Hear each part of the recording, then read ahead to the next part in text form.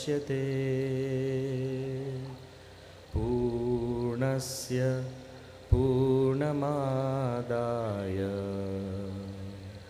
पूर्णमेवावशिष्यते।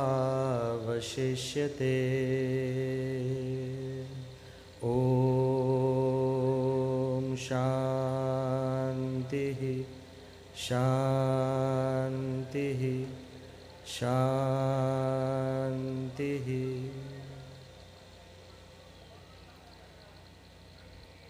In the divine presence of Bhagavan Swami Narayan, in the equally divine presence of my Guru Hari Pramukh Swami Maharaj, Guru Hari Mahan Swami Maharaj, in the most revered presence of all the saints who are seated in the assembly, the dignitaries on the stage, and all the devotees, donors, well-wishers, and all the people who are currently sitting in these premises, and also those who are watching from far afar. The topic of my talk is My Guru, My Guide. Perhaps the most simplistic idea of a guru is that a guru is a guide. To further understand this and make it more elaborate, if you imagine that despite being surrounded by hundreds of books, we can still be illiterate without a teacher. Despite being surrounded by hundreds of medicines, we can still be unhealthy without a doctor. And despite being surrounded by hundreds of people, you and I can still be lonely without someone to love. So the Guru is not an idea. Guru is a living person whom we can talk to, converse, seek guidance, discuss, even express our innermost emotions. Call him a teacher, call him the enlightened one, call him an expert, a consultant, a tutor, a master, or coach. All in all, Guru is more than just a guide. Perhaps this legend from one of the greatest explorers the world has seen, Dr. David Livingstone, will help explain what I mean.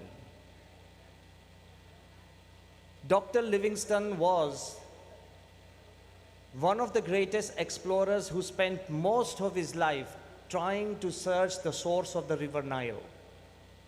He traveled from east to west of Africa through the thickest and the most fiercest of deserts and densest of jungles. It so happened that once the great explorer himself got lost and he couldn't find his way out of the jungles. He kept going in deeper and deeper without food. Days went on, exasperated, exhausted. A time came when he felt that he would not really find the light of the day. That's when he bumped into a small tribal boy. And Dr. Livingstone begged that boy that, do you know the way out? Imagine the mighty explorer and a simple non-entity of a boy. And Dr. Livingstone asked him, do you know the way out? The boy simply nodded. Without thinking much, Dr. Livingstone started following the boy left, right, over, down, under, through the foliage. Wherever he could go, he would go. After a couple of hours, again, he became exasperated. He held that boy and said, are you sure you know the way? The boy nodded.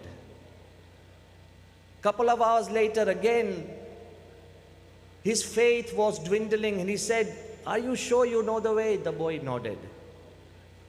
A day passed, and almost giving up, Dr. Livingstone held the boy by his shoulder and said, do you know the way? The boy replied, I am the way. The Guru is more than just a guide, the Guru is the way. Perhaps he may not be able to explain to us what the right way is. Perhaps he does explain and we may not be in a position to understand. But if you follow him, you do see the light of the day. That's why we were explained just earlier on that Guru means someone who guides you from darkness to light.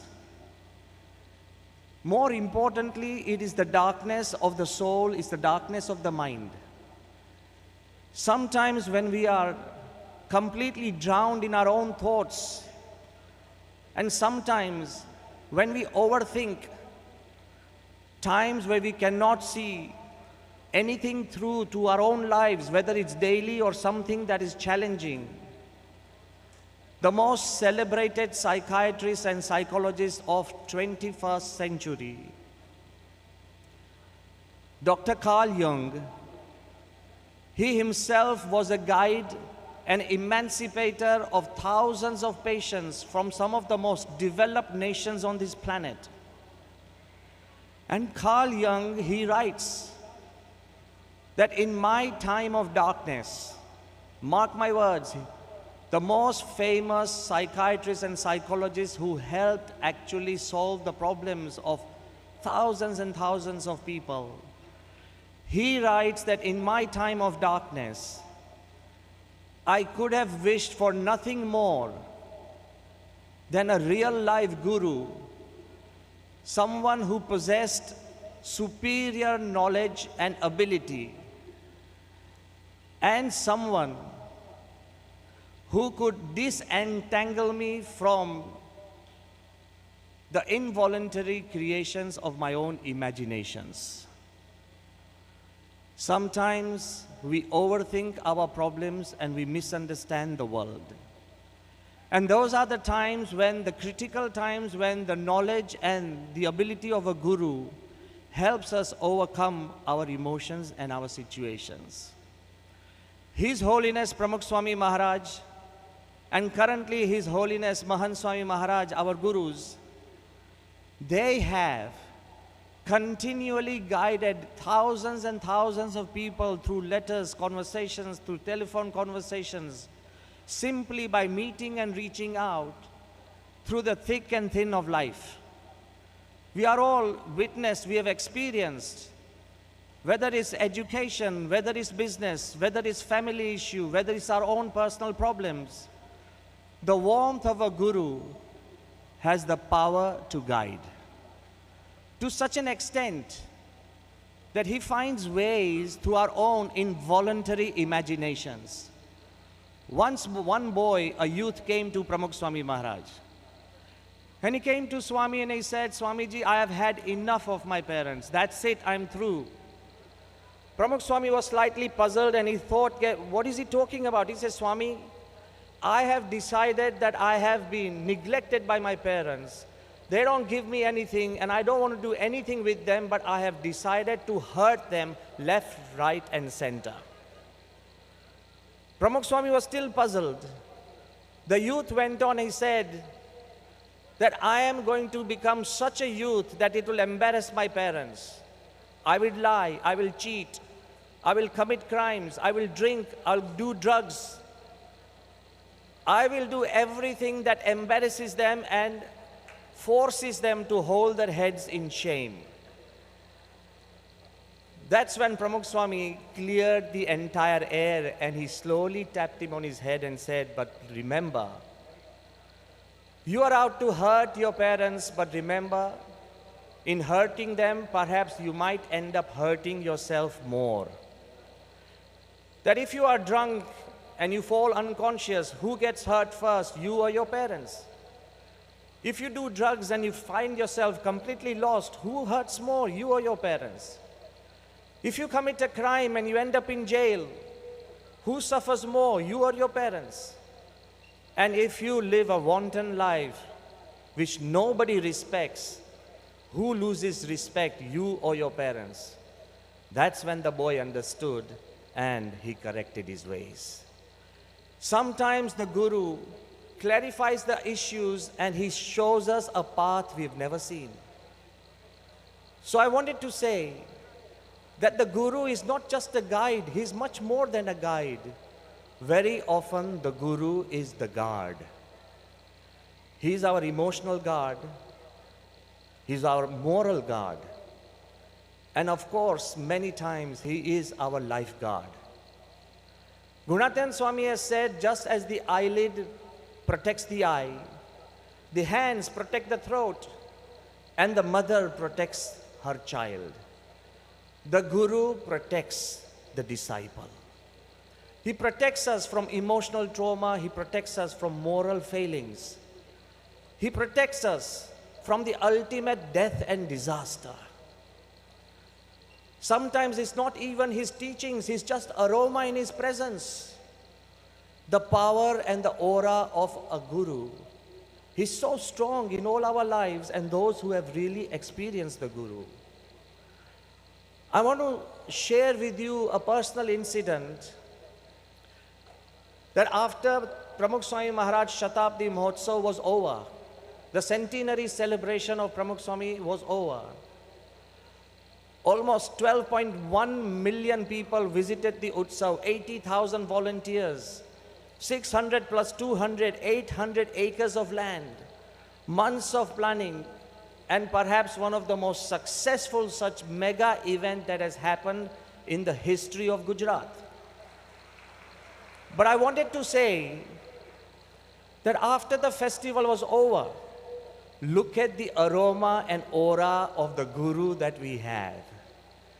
After the festival is over, at about 4 o'clock in the evening, one boy came searching for me, and under the neem tree outside the Sant Ashram, he was waiting, and when I came out, he said, Swamiji, I want to become the Shishya of Pramukh Swami and Mahan Swami. I said, yeah, you can become the Shishya, but I know that because if you want to follow spirituality, it's a path of endeavor. And then I pointed out that you must also understand that if you are here searching or seeking miracles in the spiritual path, the Guru is not a person who grants you gifts and promises you a miracle. The Guru is someone who transforms your life. Do you know what that man said to me? He says, Swami, I'm not searching for a miracle because I am a miracle.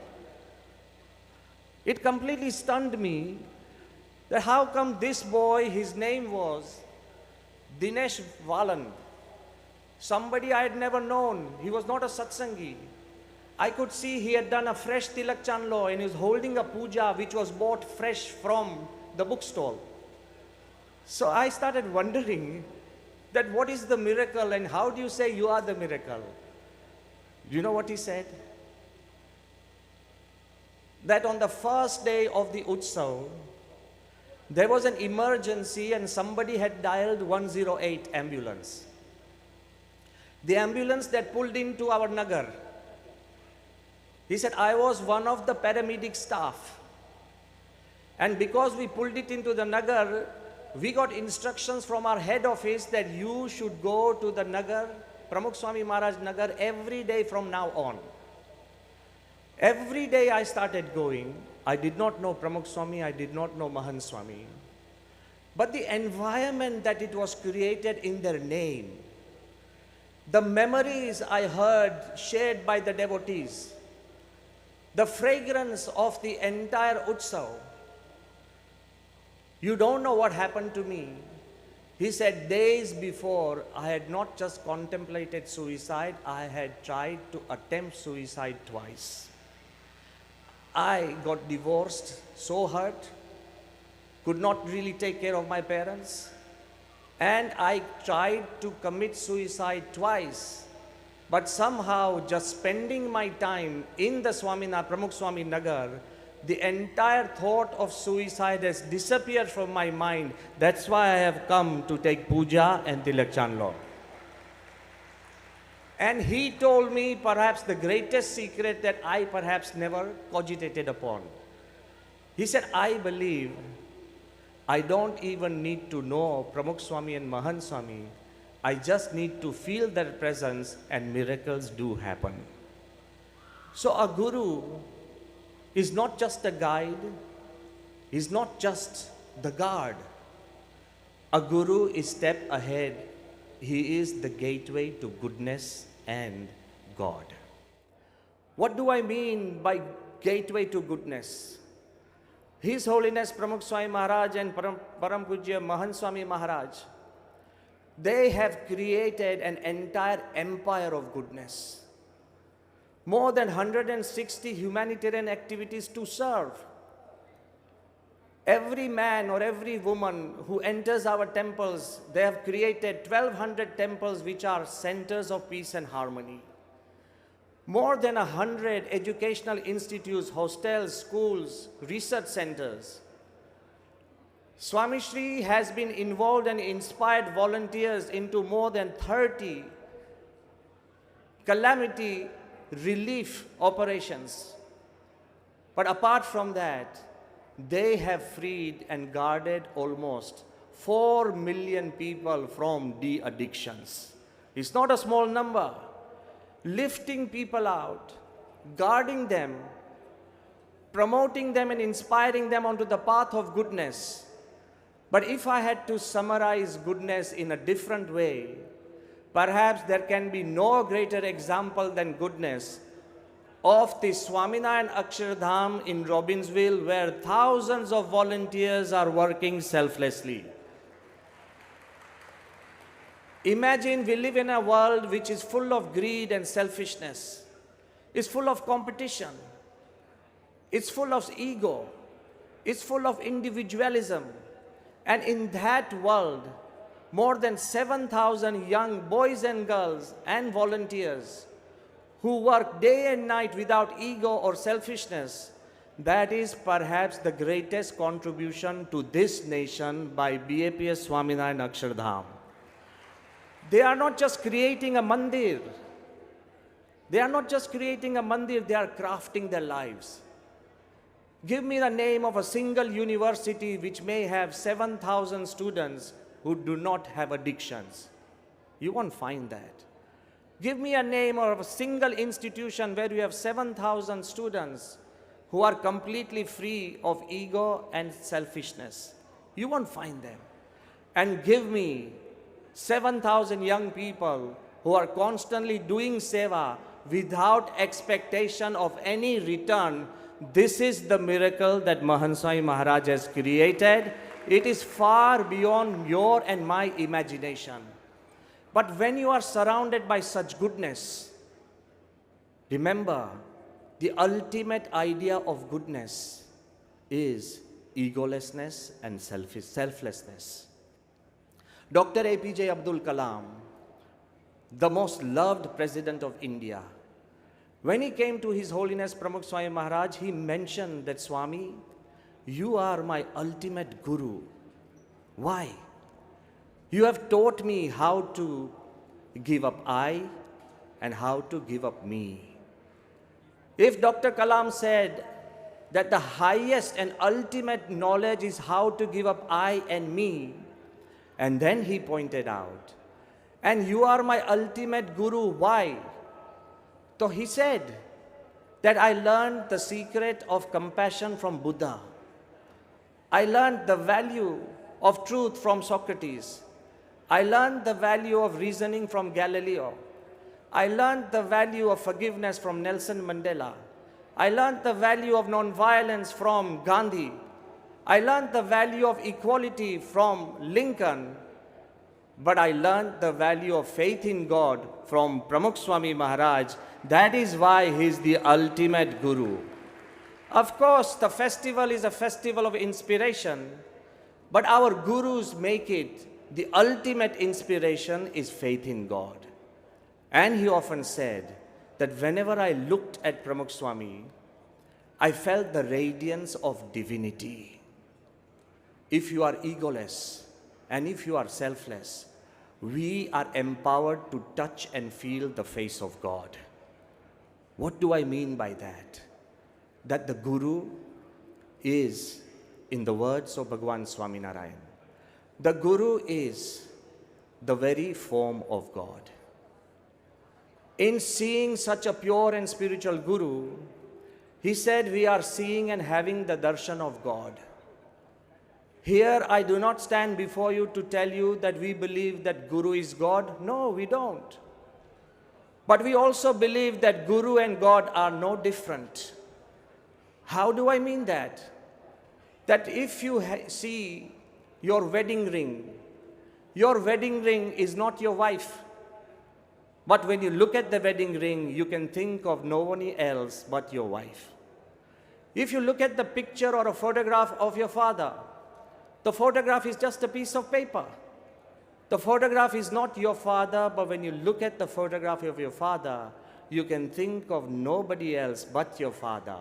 Similarly, Mahan Swami Maharaj, our Guru, is not God, but when we look at his face, we see the expression of divinity and we can think of nobody else but God. That's why the Guru carries the face and the features of God. And I want to say in conclusion, lastly, that if we feel that the Guru is a guide, he is much more, he is a guard, a lifeguard. He is much more, he is the gateway to goodness and he is the gateway to God. The Guru brings us closer to God. And you may be a believer or a non-believer.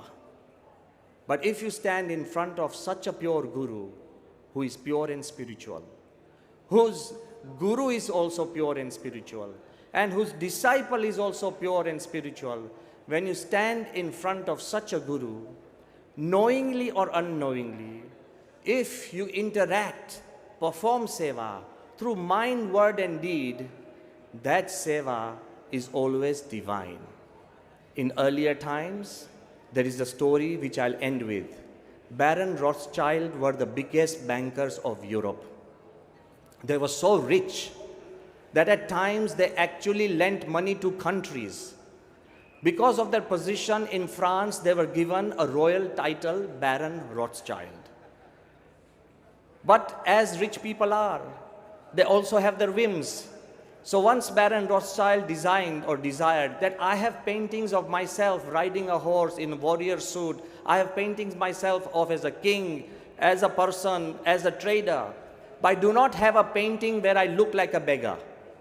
One famous artist said that if you want to have a painting of yours like a beggar, you have to fast for about 7 days, look famished, wear tattered clothes, stand on the streets with a begging bowl, and I will paint you. For 1 week he went hungry, wore tattered clothes, torn. He stood in the streets of France, and when the artist was painting the exact expression of a famished, hungry, penniless Baron Rothschild, while he was painting, one passerby who was passing, he felt so hurt and overcome by emotion for the pity for this beggar, he put in a franc into that bowl. What an embarrassment for the richest man of the country, where somebody gives him a franc. But he could not stand and he could not move away from his pose. So he whispered into her attendant's ear and said, "Follow him and find out where he goes."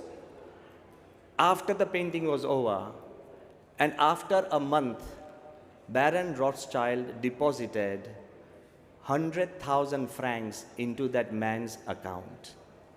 That man said, "But why 100,000 francs?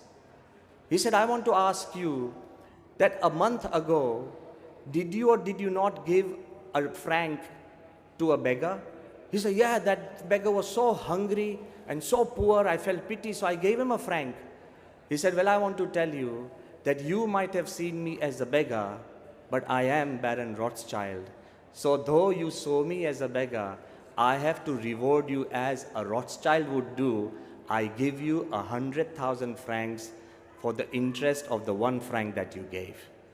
Someone who explained that we might come to Mahan Swami looking upon him as just a guru or a saint, but inside him there is God, and the reward we will get will be that of God. That's why a guru is not just a guide, a guard, or a gateway to goodness. He is the one who takes you to God. Thank you very much and lots of love for our Guru. Jai Swami Narayan.